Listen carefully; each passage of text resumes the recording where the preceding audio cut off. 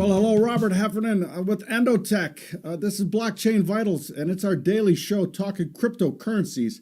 Last night I talked a weekly, and today I'm concentrating more on the daily, but you know what? It always leads into the weekly. You know, whatever you're doing on the daily, one time frame, leads into the other. Why don't somebody tell me in makeup? I still got to, come on, man, what are you guys here for? Anyway, let's do the rounds.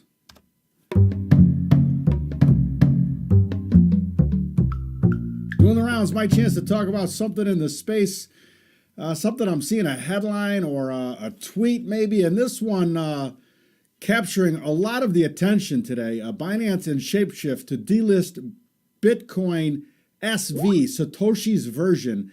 And you know, this whole thing has been a crap show ever since the fork happened, and there was Bitcoin SV and Bitcoin ABC.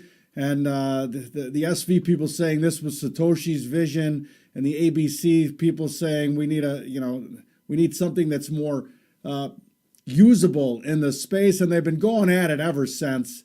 And I got to tell you, the SV people have pissed off a lot of people, obviously.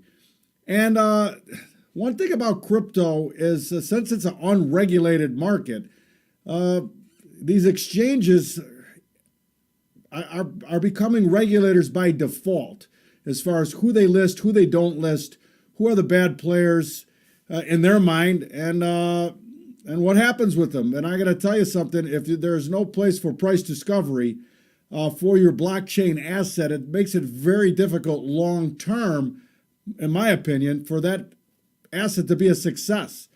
So major headwinds for the Bitcoin SV community as Shift and Binance have delisted or will delist in the next 24 hours or so. Kraken polled their users and over 70% said, yeah, delist it. Anyway, you know, the price action has been telling me this for some time. And I said 2019 is going to be the year of winners and losers in this space. You know, when Kraken actually tweeted that out, I actually said, don't delist it. If it goes to zero, you know, it's going to go to zero and then delist it. And by the way, people shorting it can make some money on the way down. I'm a market participant advocate. Anyway, seems to me that the blockchain space is and the exchanges are the regulators so far. And I think that needs to change longer term. You know, part of the regulation that will help in this space is standardizing the ability for the exchanges to transact or bringing out a minimum requirement such as messaging time, things like this, to bring, you know, that's what institutions want. Institutions do not want to get involved in something where the technology is substandard compared to what the fiat world is, and I still see that being the case in crypto. It's getting better for sure, and we are learning as we go also, but definitely need better technology on the trading engine side in all of these exchanges for the fiat world to want to jump in and trade these things like madmen. All right, listen, let's take the vitals. That's what you're here for. We want to talk price action. Actionable price action, that is. You know, and I talked about yesterday and this week on my stream to Facebook, and I'll be covering Bitcoin, the big boy, right? Covering Bitcoin here. And as I said yesterday, it was showing some strength on the shorter time frames, but it really needed to regain up momentum on that daily around that $5,200 level. They just couldn't get up and in there.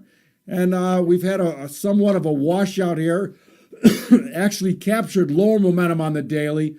Currently right there right now at Bitfinex trading 550. Lower momentum on the daily of 5,032. Right now trading 5,050 at Bitfinex. And that's what most of these coins on the sheet are driven off, Bitfinex price action, so you know. But for me, you know, if they capture lower momentum on the daily and close in lower momentum on the daily, then I really think we should go test out that up-mo level on the weekly, 46.95. 46.95. And for your viewing and learning pleasure, let's just talk about the monthly, because we're hell and gone from the monthly lower momentum level that we came out of here for the first time in several months in April. And that level is 41.94, so $4,200. What I really don't want to see in the last 2 weeks of the month for Bitcoin is for it to just erode and close back where it opened and put in a hammer candle for the month around 4,200. I think that would be very counterproductive to a bullish trade setup here longer term. Anyway, for me, technically, not a big deal to go check out and at least test this up momentum level on the weekly at 46.95. It's kind of what I'm looking for. I have orders in some of my favorites to buy the test of the weekly momentum level in some of these other coins. That's where I'm looking to enter. And that's how I'm going to play it. I'm playing it a little bit longer term here and hoping that we hold those levels on an entrance and that we can talk about a bullish, explosive bullish setup if and when we hold those levels. And then if we trade higher and close, on a strong green candle on the week, I think that would be the ultimate technical setup to tell the bull story. Anyway, that's what I'm seeing at Bitcoin. Thank you so much for watching on Facebook. And I will upload this to YouTube also. Thank you for watching on YouTube. Please subscribe at EndoTech.io, and you will get the full actionable content of this segment, along with all the other incredible actionable content at EndoTech.io. All right, and follow us on Twitter at EndoTech_@IO, and I am at HFR from the floor, mostly from the Matrix now, as not many souls remaining on the trading floors. Anyway, thank you so much for watching, and see you later, Facebook. All right.